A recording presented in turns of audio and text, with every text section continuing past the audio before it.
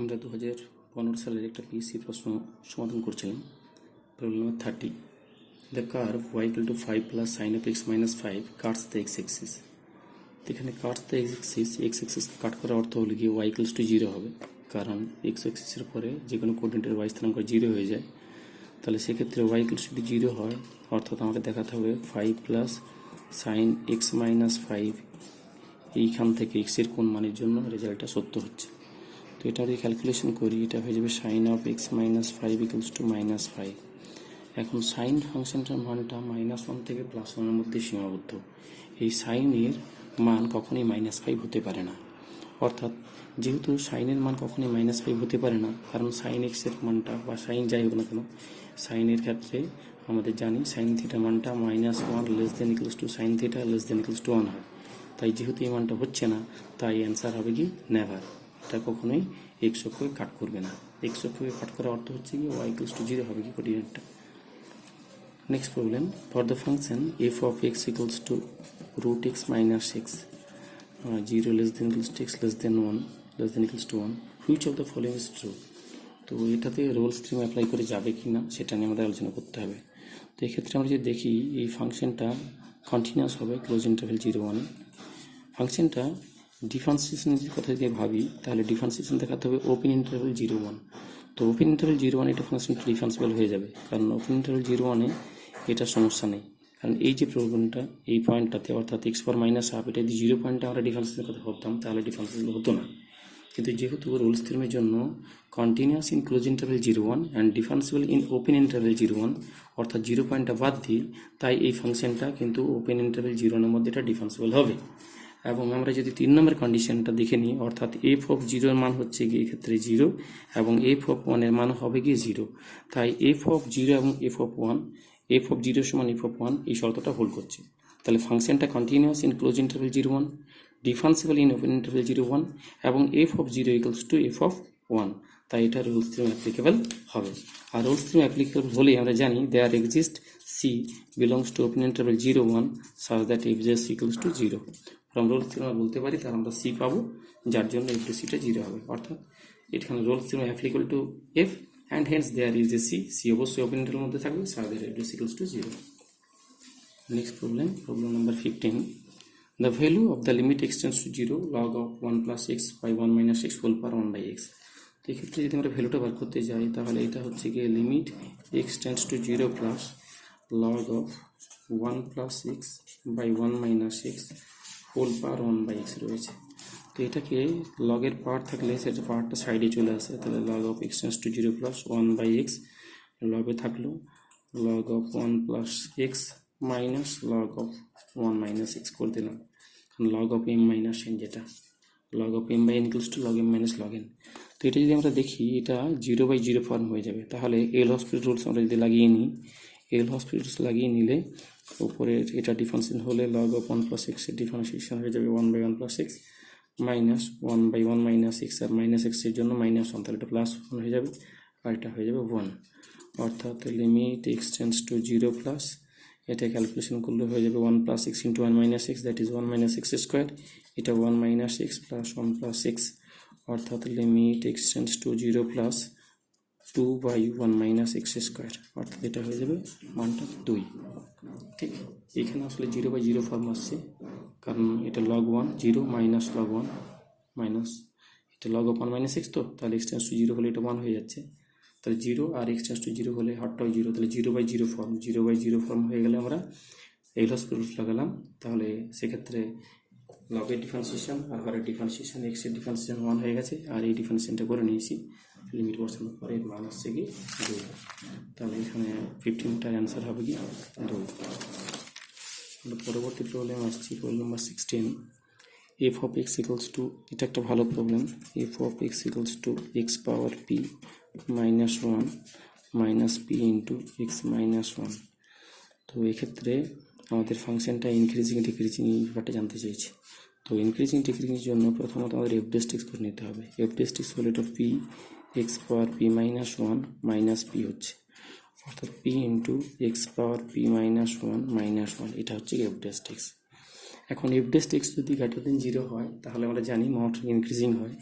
F ডেস text যদি greater than 0 হয় তাহলে মনোটোন ইনক্রিজিং হয়, আর এফ ডেস টেক্সট যদি লেস দেন ইকুয়ালস টু 0 হয়ে যায় তাহলে মনোটোন ডিক্রিজিং হয়। এখন এই ফাংশনটার ক্ষেত্রে আমরা দেখব এটা এফ ডেস টেক্সটের ভ্যালুটা কেমন হচ্ছে। তো এক্ষেত্রে যে কন্ডিশন দেওয়া রয়েছে, পি দেওয়া রয়েছে গ্রেটার দেন 1 এবং এক্স গ্রেটার দেন 0। তো এখানে আমরা যদি দেখি এক্স গ্রেটার দেন 0 এবং পি গ্রেটার দেন 1, তো পি গ্রেটার দেন 1টাকে ধরে নিয়ে আমরা এক্স গ্রেটার দেন 0টাকে দুটো রেঞ্জে ভেঙে নিচ্ছি। একটা 0 less than x less than equals two 1, less than 1 less than equals two 1 বলতে পারি, আর একটা হচ্ছে কি এক্স গ্রেটার দেন 1। ঠিক আছে, প্রথমত 0 less than x less than 1 একটা রেঞ্জ নিলাম, একটা এক্স ইকুয়ালস টু 1 এবং এক্স গ্রেটার দেন 1। এখানে যদি এক্স ইকুয়ালস টু 1 এখানে বসাই, এক্স ইকুয়ালস টু 1 বসালে এফ ডেস এক্সের মান হয়ে যাবে 0। এখন যদি 0 less than x less than 1 হয়, এক্সের মান যদি 1-এর থেকে ছোট হয় এবং পির মান গ্রেটার দেন 1 হয়, তাহলে এটার মান সবসময় কী হয়ে যাবে, 1-এর থেকে ছোট। অর্থাৎ এটাকে আমরা যদি এভাবে দেখি, অর্থাৎ কন্ডিশন হচ্ছে কি পিটা গ্রেটার দেন 1 এবং আমরা বলছি 0 less than x less than 1, সেক্ষেত্রে এফ ডেস এক্সের যে ভ্যালু এসেছিলো আমাদের পি ইন্টু এক্স পাওয়ার পি মাইনাস 1 মাইনাস 1, এক্সের ভ্যালু 0 থেকে 1-এর মধ্যে থাকলে এক্স পাওয়ার পি মাইনাস 1 এর ভ্যালুটা 1-এর থেকে ছোটো হয়ে যাবে, তাই এফ ডেস এক্সের মানটা এখানে লেস দেন 0 হয়ে যাবে, হয় 0 less than x less than 1। এখন F dash x less than 0 মানে হয়ে যাবে এটা ফাংশনটা মনোটোনিক্যালি ডিক্রিজিং।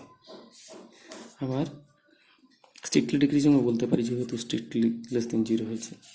একই রকমভাবে যদি এক্সের মানটা আমরা 1-এর থেকে বড় নিয়ে নিই তাহলে এক্স পাওয়ার পি মাইনাস 1-এর মানটা গ্রেটার দেন 1 হয়ে যাবে, অর্থাৎ এক্স পাওয়ার পি মাইনাস 1 মাইনাস 1-এর মানটা গ্রেটার দেন কী হয়ে যাবে 0, সেক্ষেত্রে এফ ডেস এক্সের মানটা কী হিসেবে গ্রেটার দেন 0, অর্থাৎ এক্স গ্রেটার দেন 1 রেঞ্জে এফ ডেস এক্সের মানটা গ্রেটার দেন 0 হয়ে যাবে, সেক্ষেত্রে এটা হয়ে যাবে মনোটোনিক্যালি ইনক্রিজিং।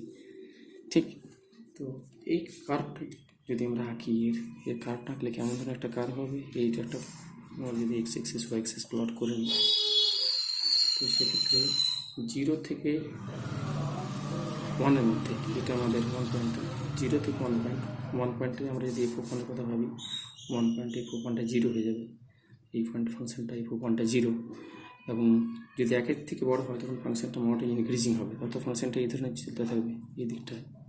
আর যদি 1 পয়েন্টটা বাঁ দিকে নিই তাহলে ফাংশনটা মোটামুটি ডিক্রিজ করছিল, তাহলে ফাংশনটা এই ধরনের আসতে থাকবে, তাহলে এই দিকটা ফাংশনটা মোটামুটি ডিক্রিজিং আর এদিকে ফাংশনটা হচ্ছে মোটামুটি ইনক্রিজিং। এখানে 1 পয়েন্টে 0, অর্থাৎ এই ফাংশনটার ক্ষেত্রে আমরা দেখতে পাচ্ছি এফ অফ এক্সের মানটা সবসময় কী হচ্ছে, গ্রেটার দেন ইকুয়ালস টু কী হয়ে যাচ্ছে, 0 থেকে যাচ্ছে। তাহলে আমাদের অপশান সি, এটা সি এর অপশান, সেই সি এর অপশানটা হবে কি f dash x greater than to 0। Problem number 17, the value of box of এর ভ্যালু বার করতে বলা হয়েছে। তো বক্সের ডেফিনেশনটা আমাদের কী হয়েছে, বক্স অফ এবিসি হচ্ছে A dot B cross C, তাহলে আমাদের এই যে বক্সটা রয়েছে alpha plus beta, beta plus gamma এবং গামা প্লাস আলফা, এই বক্সটা হচ্ছে কি আসলে alpha plus beta dot beta plus gamma cross gamma plus alpha. এখানে আমরা একটা ব্রেকেট দিয়ে দিলাম, তো এটা আলফা প্লাস বিটা ডট, এটা ভেঙে ফেলছি, beta cross gamma plus beta cross alpha plus gamma cross gamma plus gamma cross alpha. তো এখানে গামা ক্রস গামাটা 0 হয়ে যাবে, কারণ আমরা গামা ক্রস গামা এর মধ্যবর্তী কোণ 0, তাই 0 হয়ে যাবে। তাহলে এটা দাঁড়ালো গিয়ে alpha plus beta dot beta cross gamma plus beta cross alpha plus gamma cross alpha. এখন এরপর যদি আলফা আমরা অপারেট করি তাহলে প্রথমত আলফা দিয়ে আলফা বিটা গামা, এটাকে বক্স আকারে লিখছি আলফা বিটা গামা, পরেরটার ক্ষেত্রে হয়ে যাবে alpha beta alpha box of, next alpha alpha gamma alpha দিয়ে হবে আলফা গামা আলফা, তাহলে আলফা দিয়ে হয়ে গেল, প্লাস বিটা দিয়ে তাহলে beta beta gamma box of beta beta gamma plus box of beta beta alpha plus box of beta gamma alpha. Box যদি repeated হয়ে যায় তাহলে 0 হয়ে যায়, তাহলে alpha beta alpha alpha repeat হয়েছে, এটা 0 হয়ে যাবে, এখানে আলফাটা রিপিট হয়ে গেছে 0 হবে, এটা বিটা রিপিট হয়ে গেছে 0 হবে, এখানে বিটা রিপিট হয়েছে এটাও 0 হবে।